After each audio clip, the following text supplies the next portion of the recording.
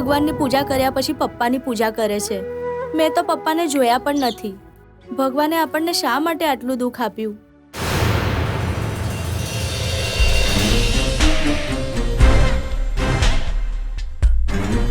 Sir, સાગર નામનો એક છોકરો આપણી આ હોસ્ટેલમાં આજથી 20 વર્ષ પહેલા ભાડેથી રહેતો હતો. તારા વગર મને ક્યાંય દિલ નથી લાગતું. તું મળી જાય ને તો દુનિયાની તમામ ખુશીઓ મને મળી જાય. આઈ લવ યુ. दिल में छुपी कहे वो जैसा તું જરાય બદલાયો નથી. જેવો પહેલા હોસ્ટેલમાં હતો એવો જ છે.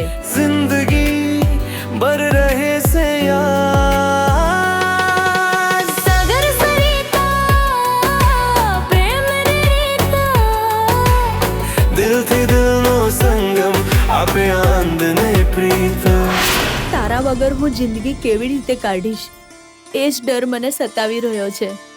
તું મારો પહેલો પ્રેમ છે ને આજે પણ હું તને એટલો જ પ્રેમ કરું છું.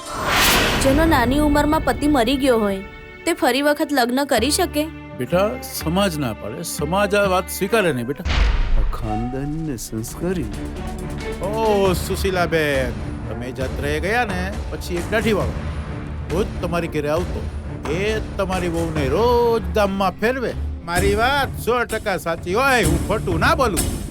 આખું ગામ વાતો કરે છે તારા મંદિરની અને તારા ભગવાનની. આજ પછી આ ફરિયામાં દેખાતો નહીં. ચાલ નીકળ.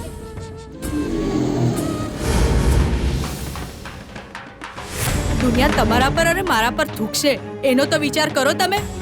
દીકરીના માગા હોય, વહુના ના હોય. મારી સામે બોલે છે તું. આહ,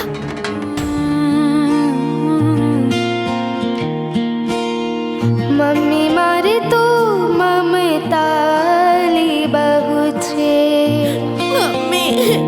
ના બેટા, जाने वाले नो तुझे दरियो બાજુભાઈ, બાજુભાઈ, છોડી દો મને. બાજુભાઈ, નીકળ, નીકળ ઘરની બહાર, નીકળ. હું તને હવે નહીં મળી શકું. પણ હવે હું તારા વિના નહીં જીવી શકું. સરિતા અને સાગર કોઈ દિવસ નહીં મળી શકે. તું મને ભૂલી જા સાગર.